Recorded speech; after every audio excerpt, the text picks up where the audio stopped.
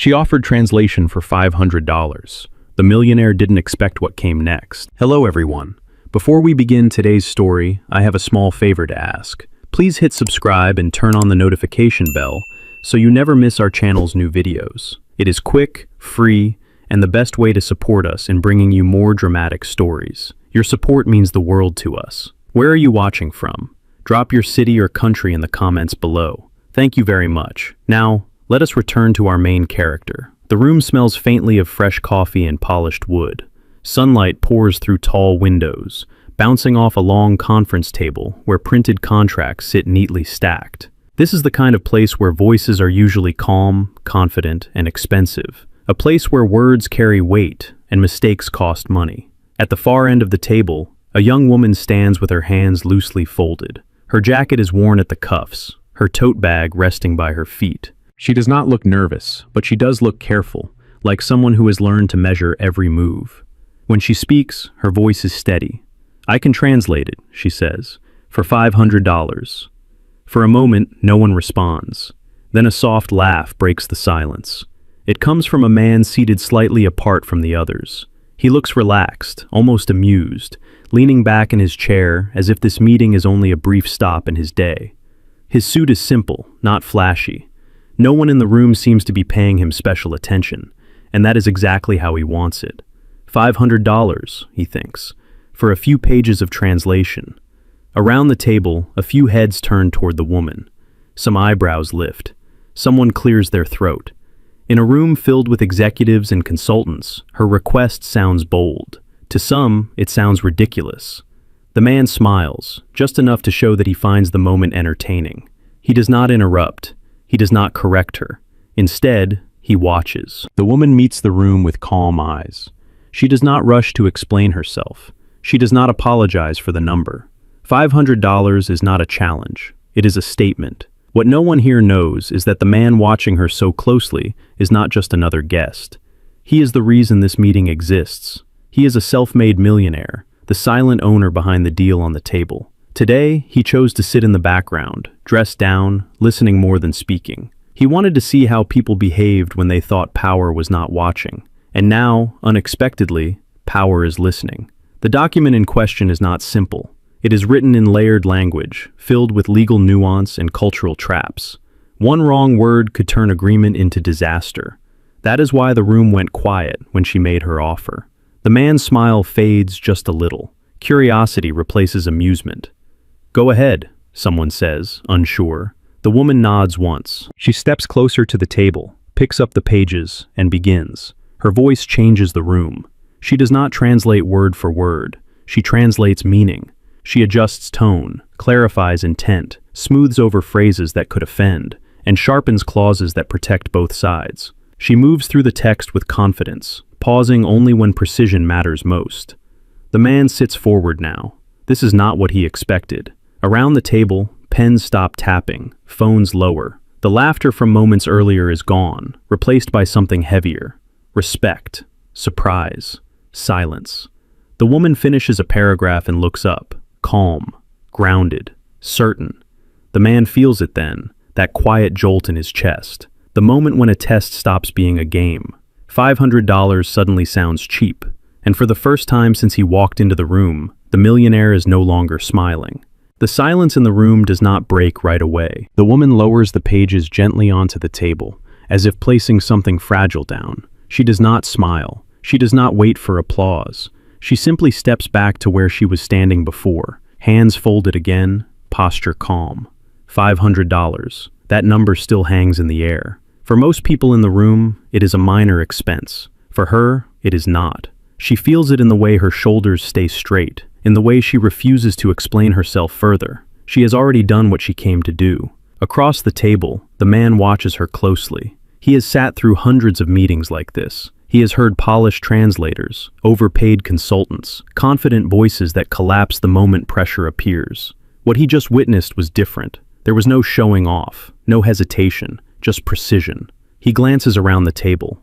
One executive flips through the document again, slower this time. Another nods without realizing it. Someone clears their throat, then thinks better of speaking. The woman has shifted the balance of the room, and she did it without raising her voice. She does not know it yet, but this is the moment the test truly begins. The man leans back, masking his thoughts. He does not reveal himself, not yet. Instead, he speaks for the first time. "That was accurate," he says casually. But accuracy is not everything. A few heads turn toward him now. The woman looks at him, meeting his eyes without challenge, without submission. "What do you mean?" she asks. "Context," he replies. "Pressure, speed, real-world consequences." He taps the edge of the document with one finger. Anyone can prepare at home. This is different. The implication is clear. A second test. The woman pauses for a brief moment, not because she is unsure, but because she is deciding whether this is worth it. Then she nods once. "Give me the next section," she says. Someone slides another page across the table. This one is worse. Tighter language, ambiguous clauses. The kind of text designed to trap people who rush. The man watches her hands this time. They do not shake. She reads silently for a second, then begins. She adjusts phrases on the fly, explaining differences that are not obvious unless you have lived inside two languages, two systems. She stops once, frowns slightly, then corrects herself out loud. "That sentence would create confusion in court," she says. This version avoids it. She does not say it to prove a point. She says it because it matters. The room is fully quiet now. The man feels something shift inside him. This is no longer about translation. This is about judgment, about character. When she finishes, she looks up again. "That one," she adds, "would cost 500 as well." A few people exchange looks. Someone almost smiles. The man does not. Instead, he studies her face, searching for arrogance, for greed, for insecurity. He finds none of them. What he sees is someone who knows her worth and refuses to apologize for it. He nods slowly. "Fair," he says. Only then does he stand. Chairs scrape softly as people adjust, suddenly aware of his presence. He straightens his jacket, no longer trying to blend in. The shift is subtle, but undeniable. The air in the room changes. The woman notices it too. He looks at her directly now, not as an observer, not as a skeptic, but as a decision maker. "My name is Daniel Harper," he says, "and I believe we owe you an apology." A breath moves through the room. The woman blinks once. She has no idea yet who he really is, but she is about to find out. The room feels different now, not louder, not tense, just sharper. The woman feels it in the way eyes stay on her a second longer than before. She gathers her tote bag and prepares to leave, assuming the moment has passed. Moments like this usually do. People thank you, nod politely, then move on with their real decisions already made. But this time, no one tells her she can go. Daniel Harper gestures toward the empty chair near the table. "Please," he says. "Sit." She hesitates, then sits. Her hands rest on her knees, still, disciplined. She does not ask why. Daniel does not sit back down. He remains standing, looking at the documents, then at her. "You set a price," he says. "Most people in your position would have asked for less, or nothing at all." She looks up at him. "Most people in my position do not get asked again," she replies evenly. A quiet ripple moves through the room. Daniel nods, acknowledging the truth in her words. "Why 500? He asks. The question is not sharp. It is careful. She takes a breath, not a dramatic one, just enough to steady herself. "Because that is what my work is worth," she says. "And because today, I need it." The honesty lands heavier than any rehearsed explanation could have. Daniel watches her closely. "Need is dangerous," he says. "It makes people say things they cannot back up." She meets his gaze without flinching. "Only if they are lying." Another pause. Daniel smiles slightly, but this time there is no amusement in it, only interest. "What are you translating right now?" he asks. She glances at the documents. "A deal that will affect more people than anyone in this room is willing to admit," she answers, "which is why accuracy matters." He studies her for a long moment. Then he turns to the others. "Give us the room," Daniel says. No one argues. Chairs slide back. Papers are gathered. One by one, the room empties until only the two of them remain. The door closes softly. The woman feels her pulse quicken, just a little. Daniel finally sits across from her. "Tell me about the $500, he says. She does not answer right away. When she does, her voice is quieter, but no less steady. My rent is due in 4 days, she says. My mother works 2 jobs. I do not ask her for help. And I have already been told I am overqualified and underconnected in the same sentence, more times than I can count. Daniel listens. He does not interrupt. I translate because it is the one thing I do better than anyone around me, she continues. Not because it is glamorous, not because it is easy. She looks at him directly now. And today, I did not ask for charity. I asked for fair pay. Daniel exhales slowly. This was supposed to be simple, a quiet test, a moment to confirm what he already believed about people when money was not obvious. Instead, he is sitting across from someone who has just reminded him why he started testing at all. You know, he says carefully, most people would have folded after the first laugh. She shrugs. Most people cannot afford to. The words stay with him. He stands again, walks to the window, then turns back to her. There is something you should know, he says. She tenses slightly. Daniel pauses, choosing his words. I'm not here as a guest. He lets that sit. Her eyes narrow, not in fear, but in calculation. And you're not here by accident, he continues. For the first time since she spoke up, uncertainty flickers across her face. Daniel looks at her, fully now. This is not the end of the test, he says. It's the beginning. She swallows once, and waits. Daniel does not explain himself right away. Instead, he returns to the table and gathers the documents into a single stack. He straightens the edges carefully, as if order itself matters. The woman watches him, alert now, every instinct awake. You came here to translate, he says, but what you actually did was protect everyone in this room from making a very expensive mistake. She remains silent. Daniel slides one document toward her. This clause, he continues, pointing to a paragraph she adjusted earlier. If it had gone through as written, it would have shifted liability in a way no one noticed. Not even the lawyer. Her eyes flick down to the page. She nods once. Yes, she says. That is why I stopped. And if no one had asked you to, Daniel presses, then it would still be there, she replies, waiting to hurt someone later. Daniel exhales slowly. There it is. The reason he stayed undercover. The reason he keeps testing people when they think no one important is watching. Too many professionals do only what they are paid to do. Too few do what is right when no one is forcing them. He leans forward. What would you have done if they refused to pay you? She thinks for a moment. I would have walked out, she says, and I would have slept badly, knowing they did not listen. He studies her. But you would have said something. Yes. Why? She looks up at him. Because I would rather lose money than live with silence. The answer lands hard. Daniel sits back. For the first time since the meeting began, he is no longer testing her skill. He is testing alignment. You know, he says, people assume power always announces itself, that it arrives loudly, in expensive suits, in corner offices. She listens carefully. But real power, he continues, often hides. It watches. It waits to see who people are when they think no one can reward or punish them. She understands now, at least partly. You were watching me, she says. Daniel nods. Yes. And laughing earlier, she adds, her voice steady but cool. That was part of it too? He does not deny it. It was. She holds his gaze. Then you should know something else. What is that? I was watching you too. That catches him off guard. She continues. You did not laugh to humiliate me. You laughed to see if I would retreat. And when I did not, you stopped. Daniel says nothing. You were testing whether I believed my own price, she finishes. A slow smile spreads across his face, not amused, not smug, respectful. You passed, he says quietly. She does not react the way most people would. No visible relief, no satisfaction, only a slight nod. What happens now? She asks. Daniel stands again, this time with purpose. Now, he says, we move to the part most people never see.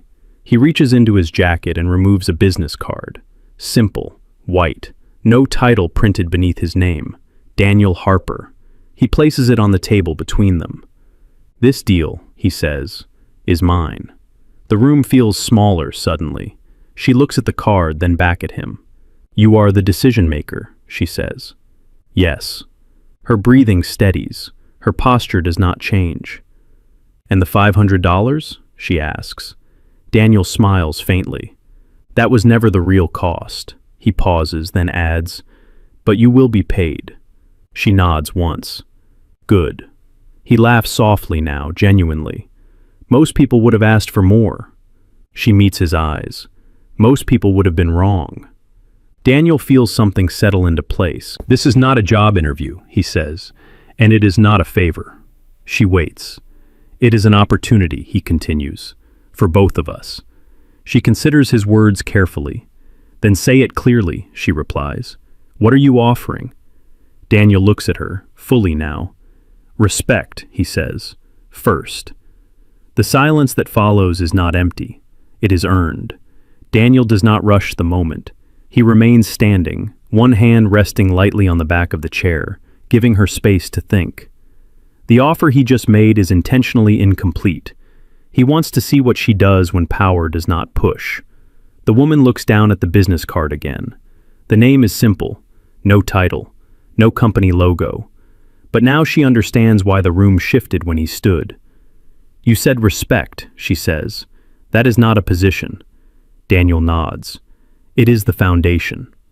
She considers that. Then she looks up. Foundations are invisible once the building is finished. That is true, he agrees, unless they crack. She exhales softly. I do not want to be a quiet fix, she says. I have been one my entire life. Daniel studies her face, the calm intensity behind her words. Neither do I, he says. That is why I am speaking to you privately, instead of making an announcement in that room. She tilts her head slightly. You want me to choose? Yes. Without pressure. Yes. She leans back in her chair for the first time, allowing herself a breath. Then tell me the truth, she says. What happens if I say no? Daniel answers without hesitation. You walk out with $500 for each section you translated. Nothing more. No consequences. And if I say yes? He pauses. Then you help me prevent mistakes before they happen. You sit at tables where people do not usually invite voices like yours, and you are paid accordingly. Accordingly is vague, she replies. He smiles. You noticed. She does not smile back. Say the number. Daniel names it, calmly, clearly. Her breath catches, just for a fraction of a second. She recovers quickly, but he sees it. The number is not outrageous for him. For her, it is life-altering. That is not fair, she says quietly. It is market value, he responds. You simply have not been allowed into the market. She looks at her hands. People like me do not usually get offers like this without strings. Daniel nods. Then let me be clear about the strings. He sits down across from her. You do not report to me, he says. You report to the work. If something is wrong, you say so, even if it slows things down, even if it costs money. She looks up.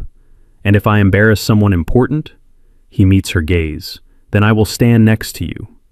The words settle between them. She looks away, toward the window now. The city beyond the glass feels distant.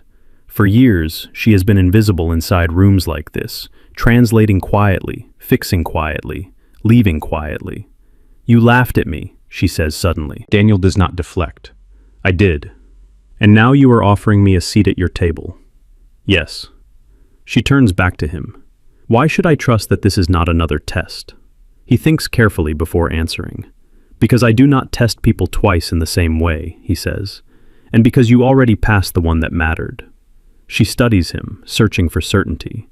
She does not find promises. She finds alignment. She reaches into her tote bag and pulls out a folded receipt, worn at the edges. This is my rent notice, she says, placing it on the table. 4 days. Daniel does not touch it. I am not showing you this to gain sympathy, she continues. I am showing you because if I accept your offer, it cannot be because I am desperate. He nods once. Agreed. She takes a breath, then another. I will say yes, she says slowly, on one condition. Daniel waits. You do not save me, she says. You hire me. He smiles, fully now. That, he says, Was always the point, and she nods. Then we are clear. They stand at the same time. Daniel extends his hand. She shakes it, firm and steady. The deal is not signed. No papers are exchanged. But both of them know. Something has already changed. The announcement does not happen immediately. Daniel walks her out of the conference room first, past the glass walls and quiet hallways where people pretend not to stare. The building hums with normal business again, but she feels detached from it, as if she has stepped into a different current of time. They stop near a smaller meeting space overlooking the street below. "Give me 10 minutes, Daniel says. Then I want you back in that room." She nods. "For what?" "For clarity," he replies. He leaves without another word. She stands alone, breathing slowly, replaying the last hour in her mind. Nothing about this feels rushed, and that unsettles her more than pressure ever did.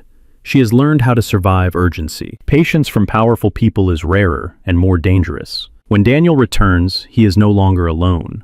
2 senior executives walk beside him now, their expressions carefully neutral. They nod politely at her, with a new kind of attention, not curiosity, recognition. Daniel opens the door and gestures for her to enter first. The conference room fills again. Chairs are pulled closer to the table. Phones are silenced. The atmosphere has shifted from negotiation to disclosure. Daniel does not sit. "I want to address something," he says to the room. "Earlier today, some of you witnessed a moment you assumed was insignificant." A few people glance toward her. "It was not," he continues. "It was a demonstration of competence under pressure, and more importantly, integrity." He turns toward her. "You identified a flaw no one else caught. You did not exaggerate it. You did not exploit it. You corrected it." Silence. "That is the kind of judgment this company needs," Daniel says. "Effective immediately, she will be joining us as a language and risk consultant on this deal." A low ripple moves through the room. She feels the weight of the words settle on her shoulders. Consultant, not assistant, not temporary help. Daniel keeps going. "She will be compensated at a rate that reflects her expertise," he says. "Not her background, not her network, her expertise." One of the executives clears his throat. "Daniel," he says carefully, "this is highly unconventional." Daniel nods. "So were the mistakes we almost made." No one argues further. Daniel turns back to her. "Would you like to say anything?" She had not expected that. She steps forward slowly. Every instinct tells her to minimize herself, to keep it brief, to disappear politely. She does not. "I did not come here expecting this," she says. "I came here expecting to be ignored." A few people shift uncomfortably.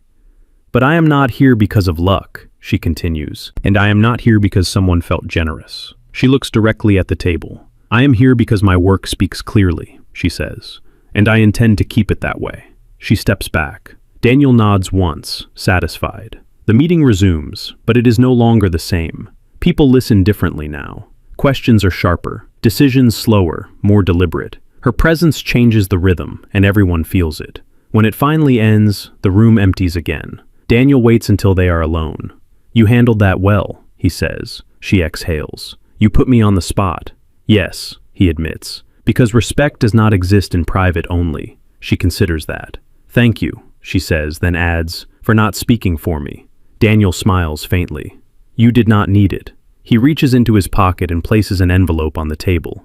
"Your initial fee," he says, $500 per section, as agreed. She opens it, counts quickly, then closes it. "This does not change the rest," she says. "It was never meant to," Daniel replies. She nods. As she leaves the building, the city feels louder, brighter, sharper. She is still the same person, but the world has finally adjusted its volume around her.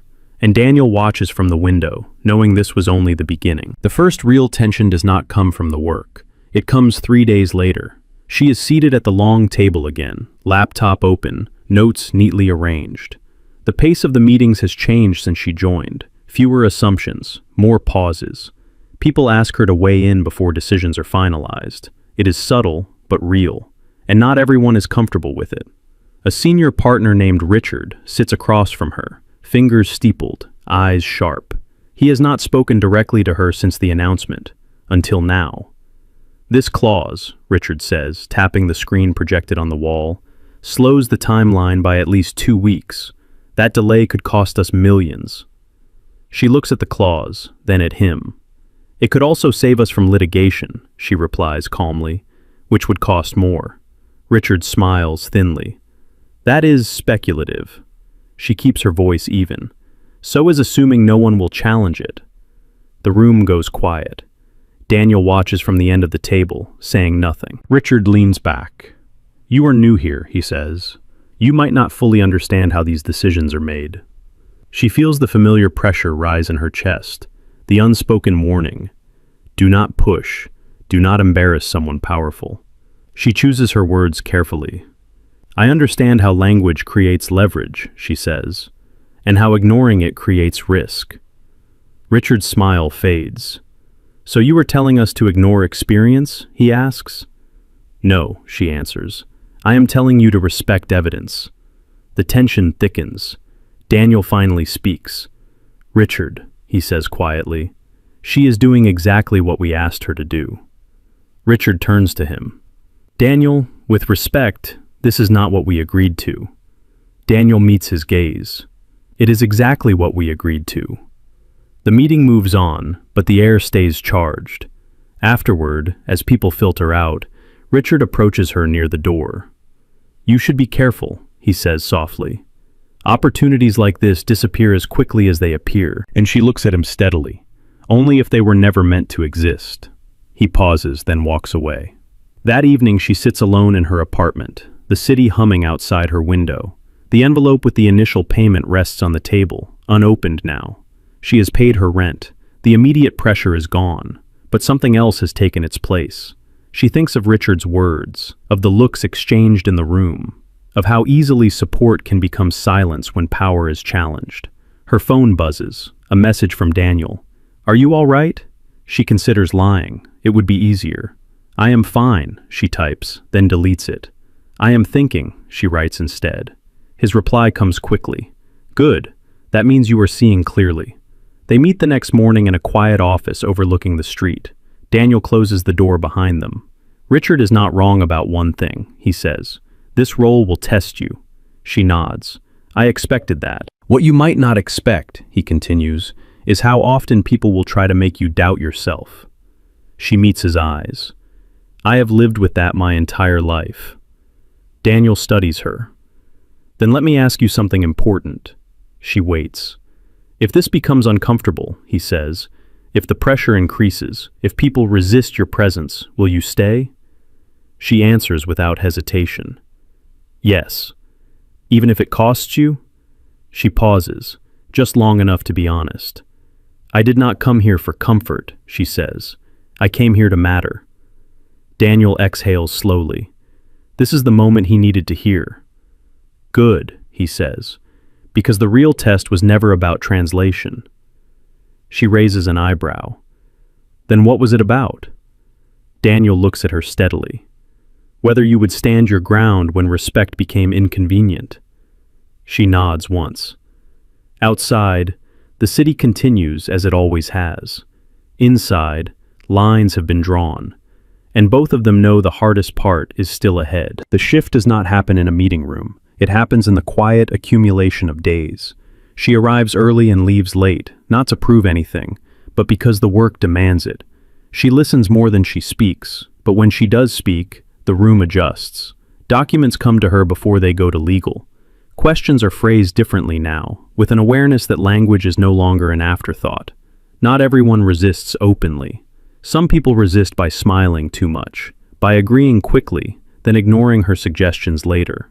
Others test her patience with small dismissals, subtle enough to deny if challenged. She notices all of it. One afternoon, Daniel asks her to review a revised draft prepared overnight by a separate team. She reads it slowly, then stops. This was changed back, she says. Daniel looks at the page. Yes. It reintroduces the same risk, she continues, just phrased more politely. Daniel nods. Richard signed off on it. She exhales through her nose. Then he's hoping politeness will hide liability. Daniel watches her carefully. What do you want to do? She looks up. We address it directly, in writing, before it moves forward. That will delay things, he says. Yes, she replies. and it will protect us. Daniel considers her words. Then he pushes the document back toward her. Draft the response, he says. I will support it. This time, when the email goes out, it does not come from her alone. Daniel attaches his name to it. The reply comes quickly, defensive, sharp, but careful. Richard wants a call. They sit across from each other again, this time in a smaller room. No audience, no pretense. You are slowing this deal down, Richard says. She meets his gaze. I am preventing it from unraveling. You are making enemies, he adds. She remains calm. I am making outcomes clearer. Richard scoffs softly. You think clarity always wins? She does not answer immediately. When she does, her voice is steady. I think avoiding truth always loses. Daniel watches the exchange without interrupting. The call ends without resolution, but the revised clause remains. That evening, Daniel finds her still at her desk. You could have softened that, he says. She nods. I chose not to. He studies her face. You understand what that costs. Yes, she replies, but I also understand what it buys. He sits across from her. Which is? She looks at the screen, then back at him. Trust, from the work itself. Daniel smiles faintly. You know, he says, most people think leadership is about being liked. She shakes her head. It is about being clear. He leans back. This is why I asked you to stay. She hesitates.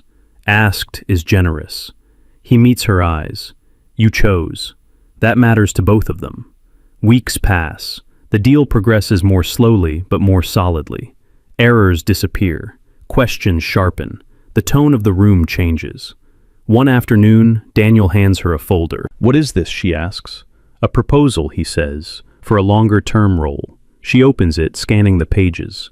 The scope is broader, the authority clearer, the compensation unmistakable. She closes the folder.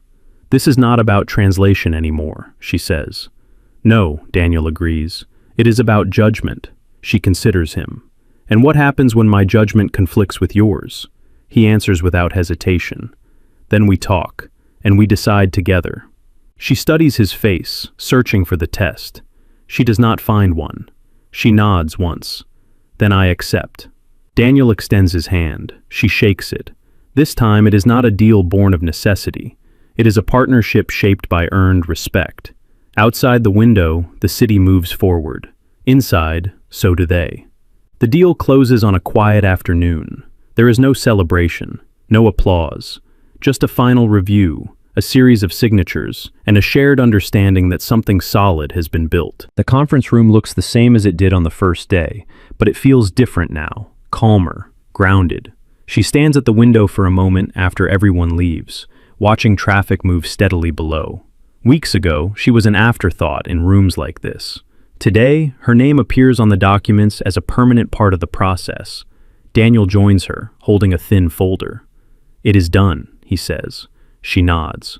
It was done the moment people started listening. He smiles at that. They sit across from each other one last time before the room is cleared. Daniel opens the folder and slides something across the table. It is a single sheet of paper, neatly framed. She looks down.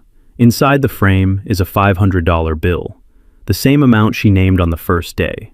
She looks up, surprised. You kept it. Daniel nods. It reminded me of something important. Which is? She asks. That value does not announce itself, he says. It stands its ground and waits. She studies the frame, then shakes her head softly.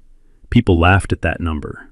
They laughed because it challenged them, Daniel replies, not because it was wrong. She leans back in her chair. You know, I almost did not say it. What stopped you? She thinks for a moment. If I had asked for less, I would have spent the rest of my time here trying to prove I deserved more. Daniel nods. And instead, you made them prove you wrong. They sit in silence for a moment. Outside, the city continues to move. Deals close. People hurry. Most moments pass unnoticed. Daniel breaks the quiet. I am glad you stayed. She looks at him. I am glad you listened. He smiles. That is rarer than it should be.